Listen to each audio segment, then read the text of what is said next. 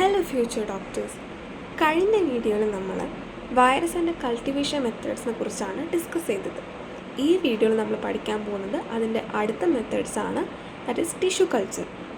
എന്താണ് tissue culture എന്നും എങ്ങനെയാണ് ടിഷ്യൂ കൾച്ചർ ചെയ്യുന്നത്, അതിൻ്റെ ടൈപ്സ് എന്തൊക്കെയാണ് എന്നതൊക്കെ നമ്മൾ വിശദമായിട്ട് ഈ ഒരു വീഡിയോയിൽ കാണുന്നതായിരിക്കും. അപ്പോൾ നിങ്ങൾ ആദ്യമായിട്ട് ചാനൽ കാണുന്നതാണെങ്കിൽ ചാനൽ സപ്പോർട്ട് ചെയ്യുക, സബ്സ്ക്രൈബ് ചെയ്യുക. അപ്പോൾ നമുക്ക് ഒട്ടും വൈകാതെ നമ്മുടെ ടോപ്പിക്കിലേക്ക് കിടക്കാം.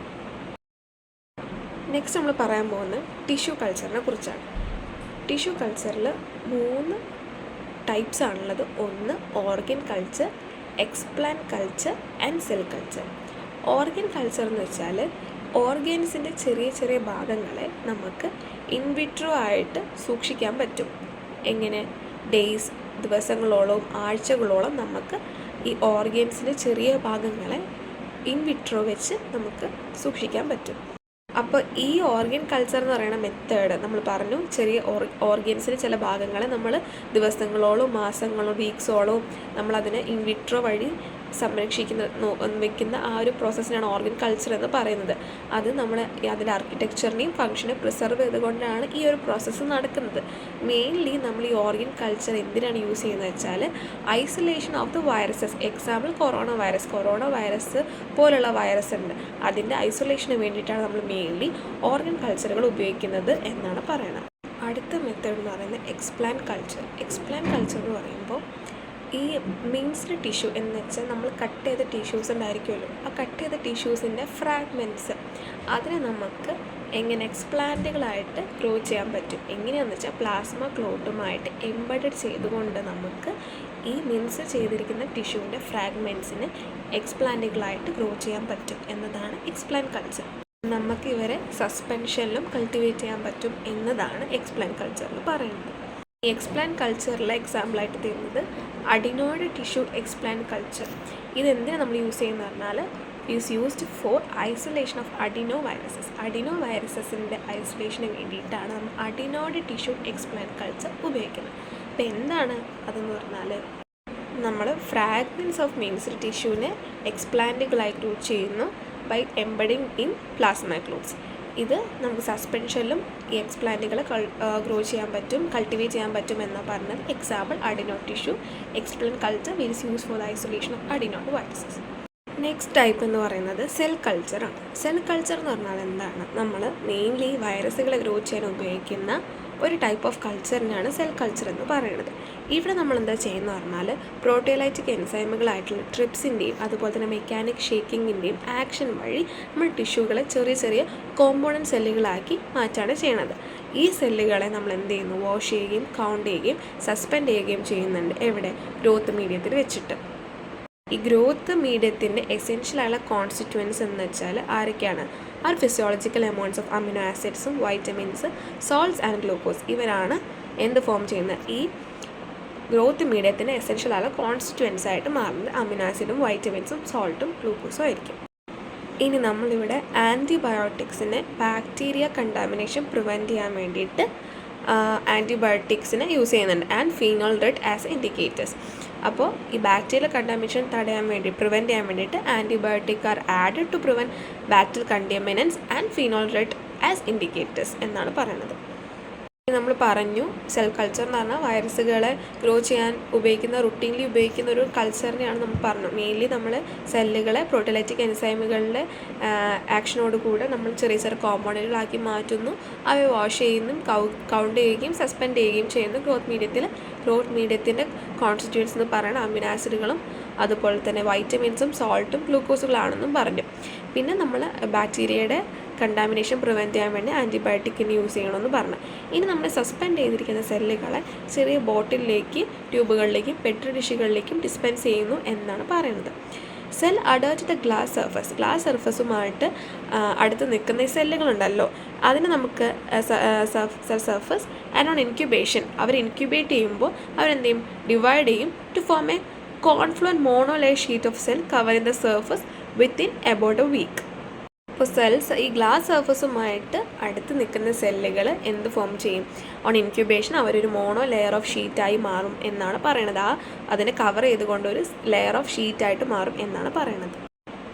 ഇനി ബേസ്ഡ് ഓൺ അവരുടെ ഒറിജിനെ ബേസ് ചെയ്തിട്ടും ക്രോമസോമൽ ക്യാരക്ടേഴ്സിനെ ബേസ് ചെയ്തിട്ടും സെൽ കൾച്ചറിനെ ഇനിയും നമ്മൾ 3 ടൈപ്പുകളാക്കി ക്ലാസിഫൈ ചെയ്തിട്ടുണ്ട് എന്നാണ് പറയണത്. അപ്പോൾ ഈ സെൽ കൾച്ചർ നമ്മൾ 3 ടൈപ്പായി ക്ലാസിഫൈ ചെയ്തു എന്ന് പറഞ്ഞു. അതിലൊന്നാമത്താണ് primary cell culture. Primary cell culture എന്ന് പറഞ്ഞാൽ these are normal cell freshly taken from the body. നമ്മളെ ബോഡിയിൽ നിന്നെടുത്ത ഫ്രഷ് ആയിട്ടുള്ള നോർമൽ സെല്ലുകളാണ് പ്രൈമറി സെൽ കൾച്ചർ എന്ന് പറയുന്നത്. They are capable of only limited growth in culture and cannot be maintained in serial culture. അവർക്ക് ഒരു ലിമിറ്റഡ് ആയുള്ള ഗ്രോത്തിന് മാത്രമേ പറ്റുള്ളൂ. സീരിയൽ ആയുള്ള കൾച്ചർ അങ്ങനെ മെയിൻറ്റെയിൻ ചെയ്യാൻ നമുക്ക് പറ്റില്ല. ചെറിയ രീതിയിലുള്ള ഗ്രോത്ത് മാത്രമേ ഇവർക്ക് പറ്റുള്ളൂ. ഇതിന് എക്സാമ്പിളായിട്ട് നമ്മൾ പറയണമെന്ന് വെച്ചാൽ പ്രൈമറി സെൽ കൾച്ചർ മങ്കി കിഡ്നിയും human embryonic kidney, human amnion and chick embryo cell culture ഇതാണ് എക്സാമ്പിളായിട്ട് പറയണത്. അപ്പോൾ നോർമലി നമ്മൾ എടുക്കുന്ന സെല്ലുകളാണ്, ബോഡിയിൽ നിന്ന് എടുക്കുന്ന സെല്ലുകളാണ് പ്രൈമറി സെൽ കൾച്ചർ. അതിൽ ഒരു ലിമിറ്റഡ് ഗ്രോത്ത് മാത്രമേ അവർക്ക് ഉണ്ടാവുകയുള്ളൂ. എക്സാമ്പിൾ നമ്മൾ പറഞ്ഞു മങ്കി കിഡ്നിയും ഹ്യൂമൻ അമ്നിയോൺ, ചിക്ക് എംബ്രിയോ സെൽ കൾച്ചറാണ് എക്സാമ്പിളായിട്ട് വരുന്നത്. മെയിൻലി നമ്മൾ ഈ പ്രൈമറി സെൽ കൾച്ചർ എന്തിനാണ് യൂസ് ചെയ്യുന്നത് പറഞ്ഞാൽ നമ്മൾ വൈറസുകളെ ഐസൊലേറ്റ് ചെയ്യാൻ വേണ്ടിയിട്ടും അതുപോലെ തന്നെ വാക്സിൻ പ്രൊഡ്യൂസ് ചെയ്യാൻ വേണ്ടിയിട്ടാണ് നമ്മൾ പ്രൈമറി സെൽ കൾച്ചർ ഉപയോഗിക്കുന്നത്. അപ്പോൾ സെൽ കൾച്ചറുകൾ നമ്മൾ 3 തരത്തിൽ ഡിവൈഡ് ചെയ്തു. ഒന്നാണ് പ്രൈമറി സെൽ കൾച്ചർ. നമ്മുടെ ബോഡിയിൽ നിൽക്കുന്ന നോർമൽ സെല്ലുകളെയാണ് ഈ പ്രൈമറി സെൽ കൾച്ചർ വേണ്ടി നമ്മൾ ഉപയോഗിക്കുന്നത്. ഇവർ ലിമിറ്റഡ് ഗ്രോത്ത് നടത്തുകയുള്ളൂ. എക്സാമ്പിൾ നമ്മൾ പറഞ്ഞു എന്തിനു വേണ്ടിയിട്ട് യൂസ് ചെയ്യണത്, വൈറസുകളുടെ ഐസൊലേഷന് വേണ്ടിയിട്ടും വാക്സിൻ പ്രൊഡക്ഷന് വേണ്ടിയിട്ടുമാണ് മെയിൻലി നമ്മൾ ഇത് ഉപയോഗിക്കുന്നത്.